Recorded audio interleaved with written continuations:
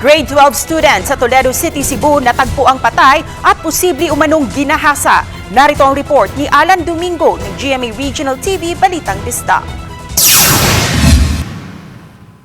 Hindi na makakatuntong ng kolehiyo ang 17 anyos at grade 12 student na si Charmaine Flores. Wala ng buhay nang matagpuan si Charmaine sa madamong bahagi ng Barangay Bunga sa Toledo City, Cebu. Pasado alas 6, nakita siya ng kanyang pinsan na mag-iigib lang sana ng tubig malapit sa lugar. Justisya lang ang hinahanap ko.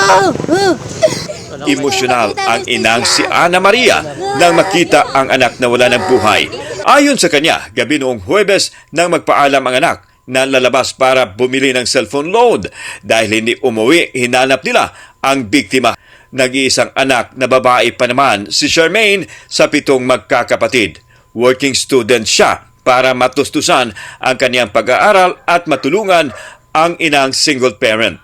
Kwento ng nagbabantay ng tindahan, madilim na umalis si Charmaine matapos bumili ng load. Mangaya ko justisya para sa akong anak nga madakpan ta siya mursinde lang. Sa investigasyon ng pulisya, posibleng sinakal ang biktima base sa marka sa kanyang lieg. Iniimbestigahan na rin ng suko ang hinalay si Charmaine.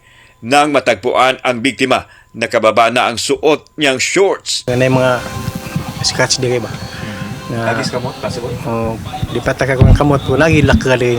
Ayon sa pulisya, nasa kustodiya na ang suspek na si Jonathan Sagabo.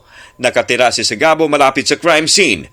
Una na siyang itinuring na person of interest matapos sabihin ng ilang saksi na nakita siya sa nasabing lugar kung saan natagpuan ang biktima.